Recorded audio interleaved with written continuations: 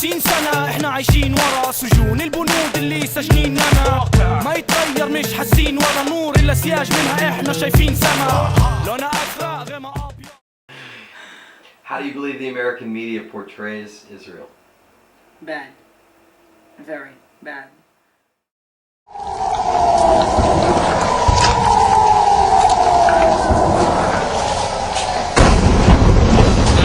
I mean, you have your own life, you have your own world. Of course, sometimes it's bad, some days are better, and I mean, it's tough.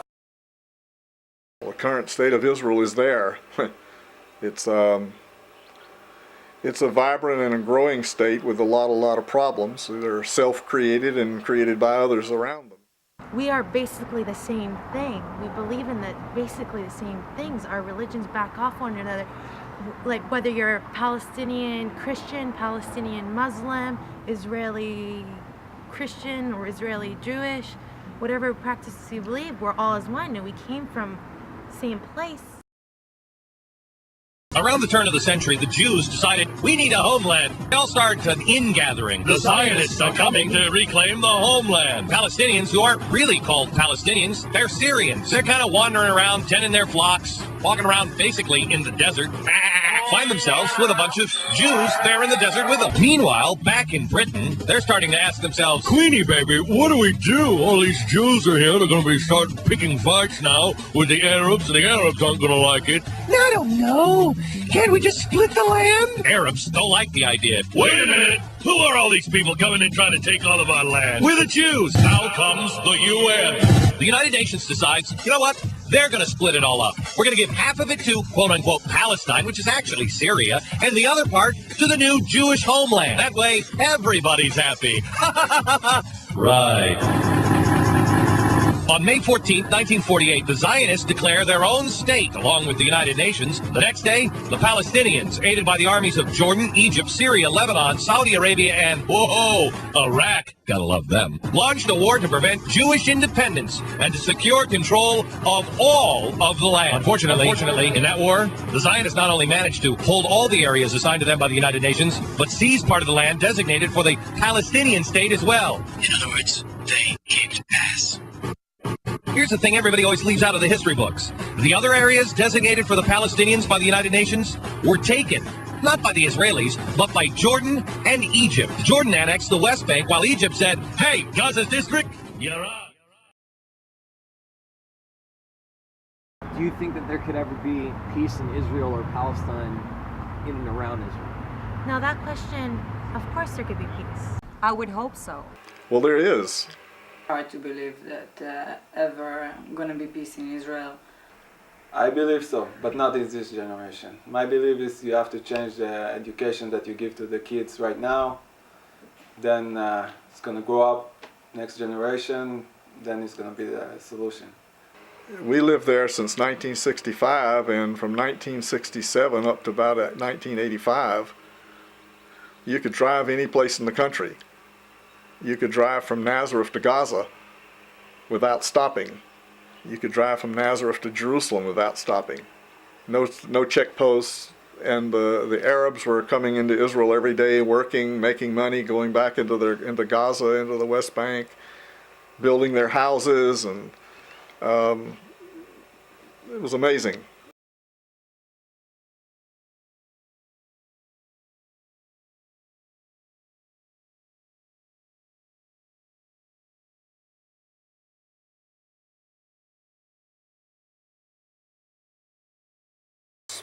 It's hard for people here in the West to understand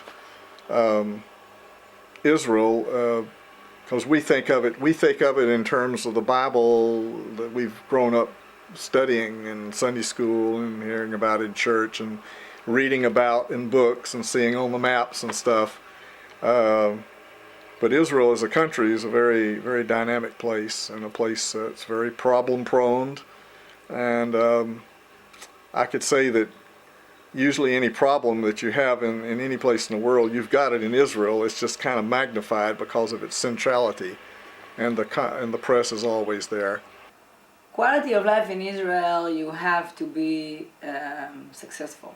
You cannot live good lifestyle in Israel if you don't have a good income. It's very hard.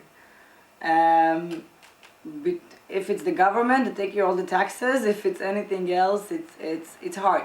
It's hard to survive in Israel unless you have a good job with a good paycheck or you're doing something very, very big in your life. But politically, Israel is in a bad condition. Like always, it's not new. We got used to live like that. I believe it can be better, but it's just a matter of thinking. People doesn't have hope anymore in Israel. They're getting stressed up, they're getting scared, they're getting emotional, like mad, and it seems sometimes like people in Israel cannot find the peace to live quietly life because they are too stressed of what's happening. Of course, every place have the good thing and the bad thing. It's matter your own point of view. Well, when I'm looking at this, it's not so bad. When you over there, you not feel it so bad. I mean, you have your own life, you have your own world. Of course, sometimes it's bad, some days are better, and I mean, it's tough. It's tough also over here. The economic situation over here is not better right now, so also over there.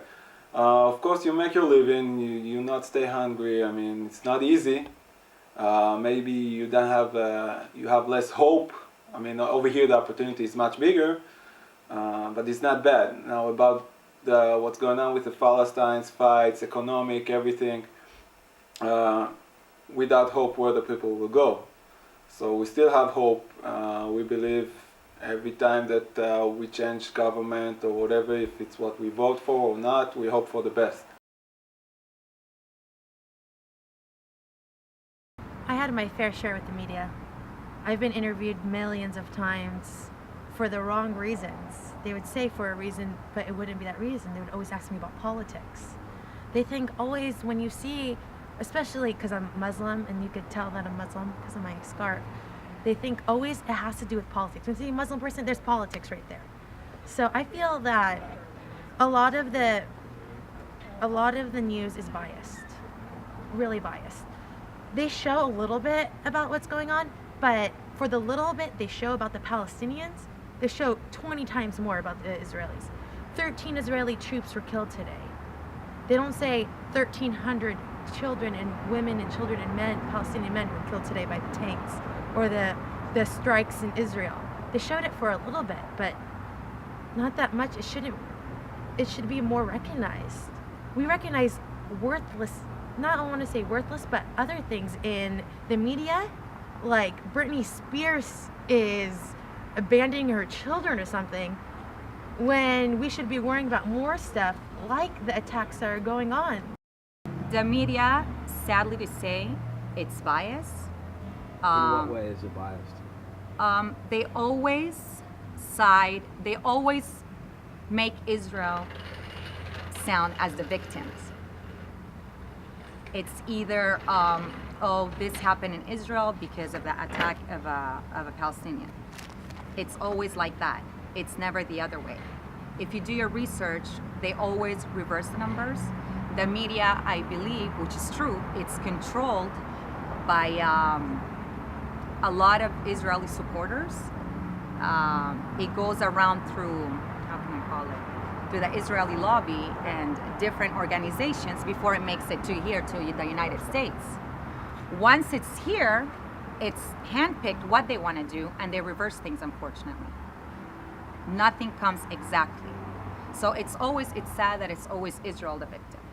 How can Israel be a victim? With a throw of a rock? Is that our weapon? The rock is just a symbol of rejection to the occupation. A kid is holding a rock, you know? He's just rejecting the tank passing, and they go and shoot him. Sure, sadly, we don't see this here. And then they go and shoot.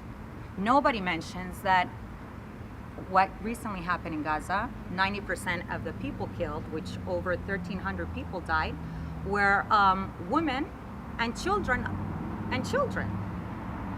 This is not right. So you're trying to do your best, but sometimes it's not possible. And when something that is happened that you try to prevent but it didn't, they catch it in both hands, they put it on all the TV, and they make Israel looking really bad. So I don't think it's fair because they don't show him the real picture. On the Israeli news, they all the time basically compare what we saw and what the media in the world showing. And when you're watching that, you cannot believe how much the picture is not right for the world. And I'm talking really, really big difference.